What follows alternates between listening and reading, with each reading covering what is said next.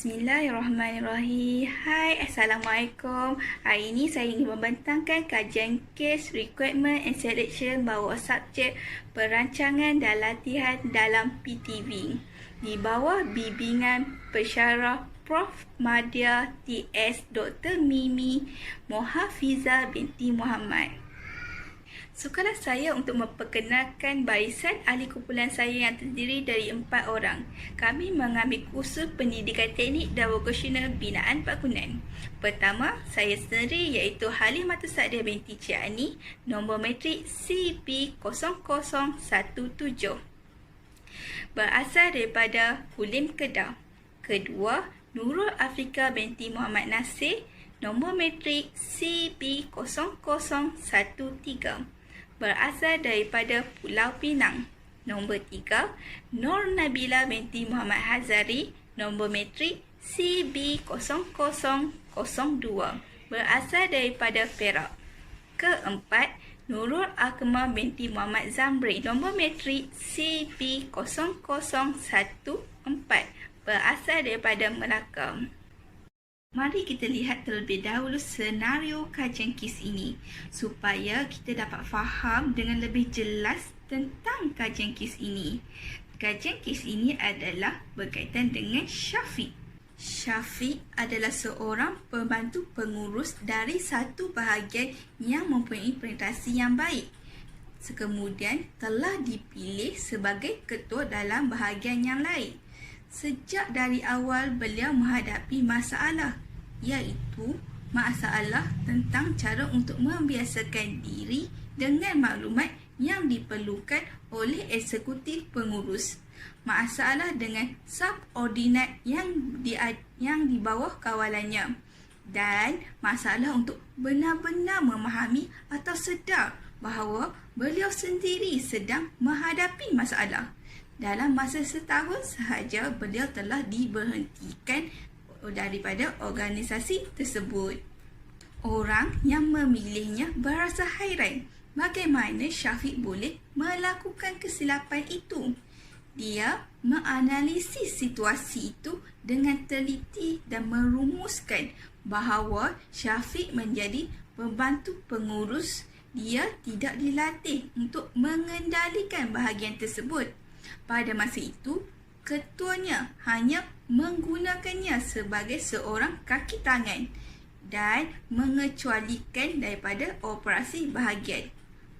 Ketika itu sudah pasti beliau kelihatan bagus pada semua, tetapi sebenarnya beliau hanya mencerminkan reputasi bahagian itu yang diuruskan dengan baik.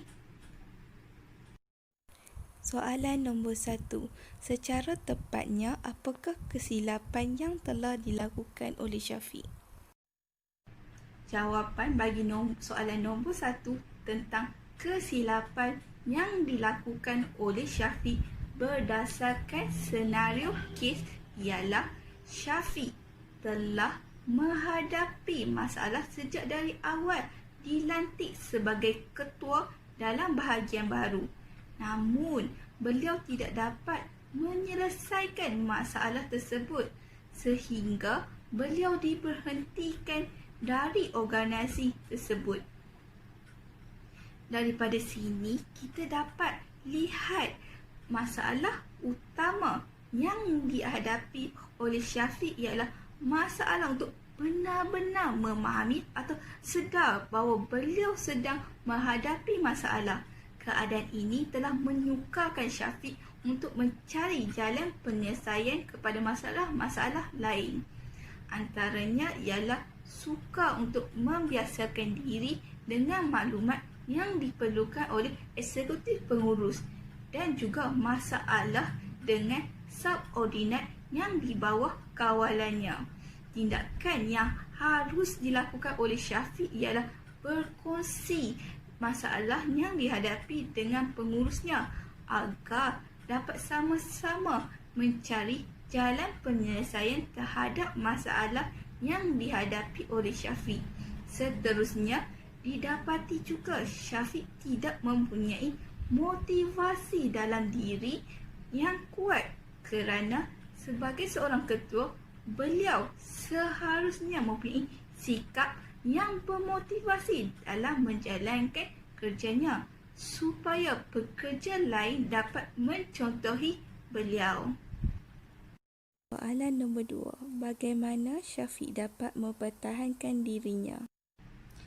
Jawapan soalan nombor 2 tentang perkara yang boleh diambil untuk mempertahankan dirinya ialah Syafiq perlu mengetahui bahawa pekerja yang dibuang sepertinya itu adalah disebabkan prestasi kerja yang kurang baik, kerana setiap majikan mempunyai satu sistem yang meliputi penilaian prestasi untuk menilai tahap prestasi pekerjanya.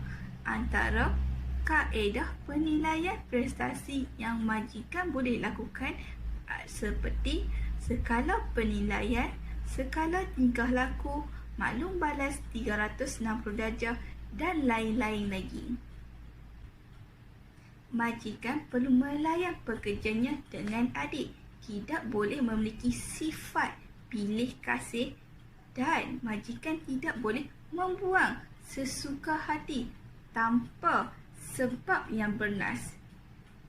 Selain itu, ada perbezaan antara pembuangan kerja bagi salah laku dengan prestasi kerja. Pembuangan kerja bagi salah laku adalah seperti ponting kerja banyak kali tanpa MC, membuli fizikal, berhalwat di tempat kerja dan lain-lain. Seorang pekerja yang tidak mempunyai prestasi pada tahap standard mestilah diberi amaran.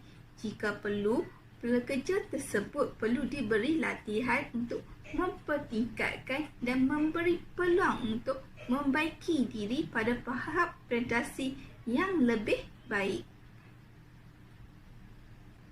Sepatutnya Syafiq boleh meminta majikannya untuk memberi latihan untuk pembangunan untuk meningkatkan pengetahuan dan kemahiran beliau dalam mengendalikan bahagian pengurusan tersebut, supaya Syafiq dapat mengatasi masalah dalam dirinya untuk mengurus bahagian pengurusan.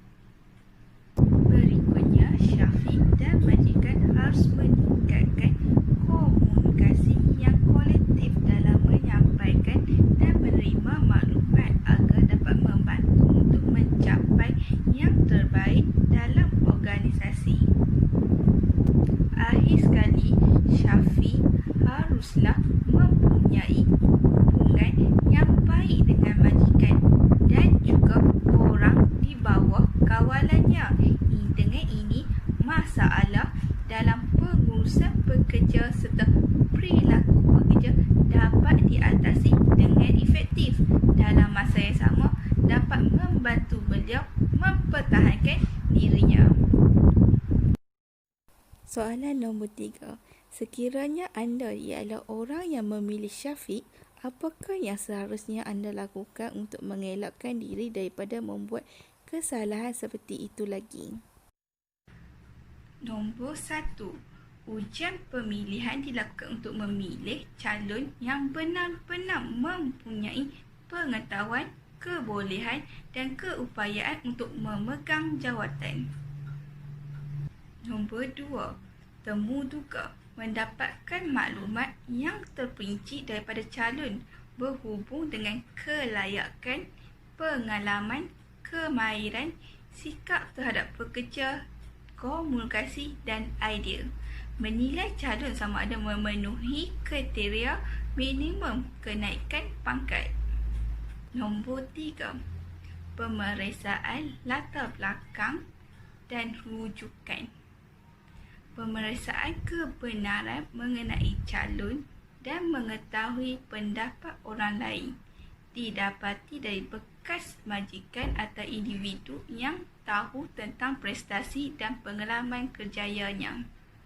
Keempat, ujian psikologi mendapatkan deskripsi yang tepat mengenai calon, membantu membuat keputusan yang praktikal dan realistik.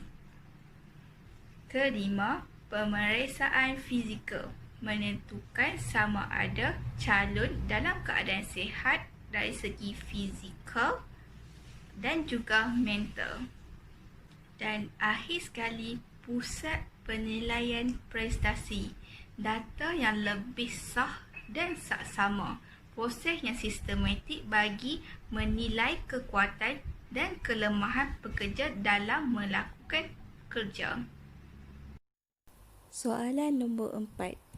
Sekiranya anda menjadi eksekutif pengurus, apakah tindakan yang akan anda ambil supaya kesilapan seperti itu tidak berulang?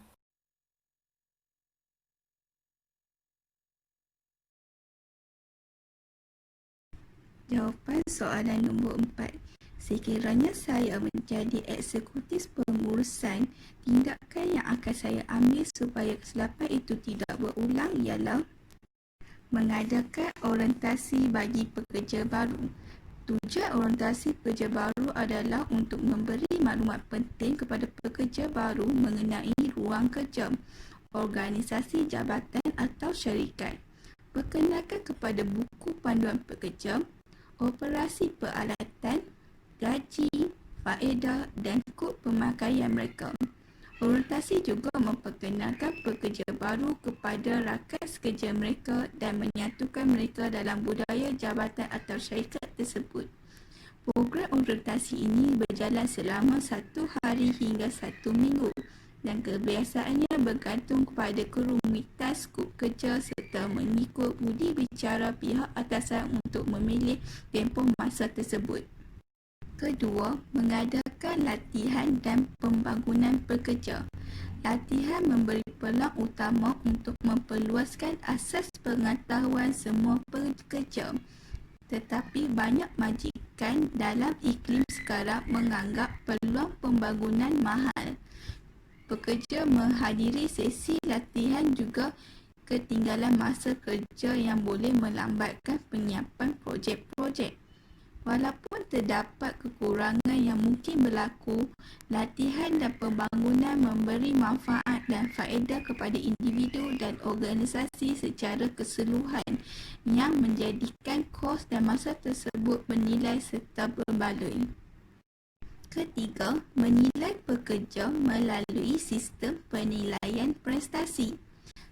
Penilaian prestasi pekerja adalah satu proses yang mana sering menggabungkan kedua-dua elemen bertulis dan lisan dan pihak pengurus menilai dan memberi maklum balas mengenai prestasi pekerja, termasuklah langkah-langkah untuk memperbaiki atau mengarahkan semula aktiviti yang diperlukan. Keempat, berkemahiran dalam menyelesaikan masalah dan membuat keputusan. Penyelesaian masalah dan membuat keputusan adalah saling bergantung. Anda tidak dapat menyelesaikan masalah tanpa membuat keputusan. Terdapat dua jenis utama pembuatan keputusan. Bilangan orang menggunakan pendekatan sistematik dan nasional. Mereka perlu dengan emosi atau perasaan tentang pendekatan yang betul. Mereka mungkin mempunyai cara yang sangat reaktif untuk mengatasi masalah tersebut, tetapi tidak dapat menjelaskan mengapa mereka memilih pendekatan itu. Kelas sekali yang kelima, mendengar dengan penuh perhatian. Mendengar adalah 5% daripada komunikasi. Usahakan untuk memahami sudut pandang mereka, walaupun anda tidak setuju dengannya. Apabila mereka tahu bahawa anda menganggap perasaan mereka sangat penting, anda sudah memenangi separuh pertempuran daripada masalah mereka. Soalan nombor 5. Apakah ciri-ciri peribadi yang diperlukan oleh Syafiq untuk menjawat jawatan sebagai pengurus? Jawapan soalan nombor 5. Ciri-ciri peribadi yang diperlukan untuk menjawat jawatan sebagai pengurus ialah kepimpinan. Seorang pengurus perlu mempunyai ciri-ciri kepimpinan untuk mengurus pasukannya. Pemimpin mempunyai kelebihan dalam menetapkan keutamaan dan mampu memotivasikan pasukannya. Ini melibatkan kesedaran diri dan kepengurusan diri, kesedaran sosial dan pengurusan dalam perhubungan. Ciri kedua yang diperlukan oleh pengurus ialah komunikasi terbuka.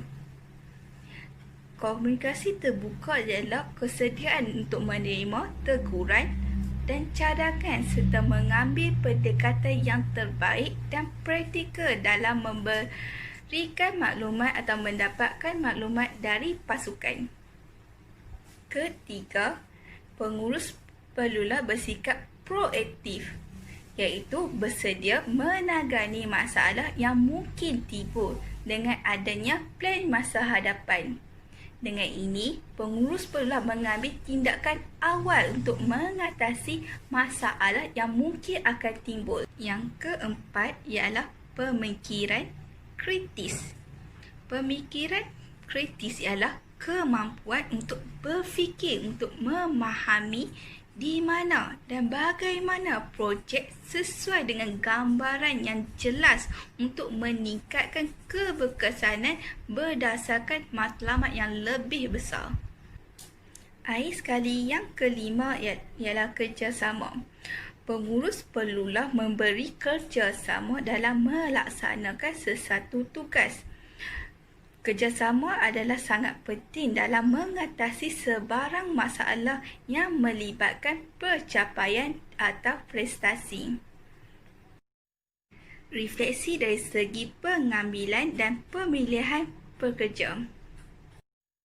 Refleksi pengambilan dan pemilihan pekerja merupakan satu aspek yang penting dalam menentukan kejayaan sesebuah organisasi. Jika pengambilan atau pemilihan pekerja itu betul dan tepat, bersesuaian dengan apa yang dikehendaki, ia pasti akan memberi pulangan yang tinggi dan berterusan dalam organisasi tersebut. Pengambilan atau pemilihan pekerja ini perlu mengikut prosedur yang telah ditetapkan dalam pengurusan sumber manusia agar ia memberi hasil yang baik dan berkualiti. Pihak pengurusan sumber manusia yang menguruskan bahagian pengambilan dan pemilihan pekerja ini harus teliti dan mengenapasi setiap info yang ada pada pekerja itu tidak berlaku sebarang masalah yang tidak diingini. Pengambilan dan pemilihan pekerja yang tidak betul atau tidak tepat akan menyebabkan berlaku masalah. Namun, jika ia mampu untuk dibaiki atau diatasi, mungkin ini akan menghasilkan sesuatu yang baik. Akhiri kajian KIS ini dengan ucapan terima kasih.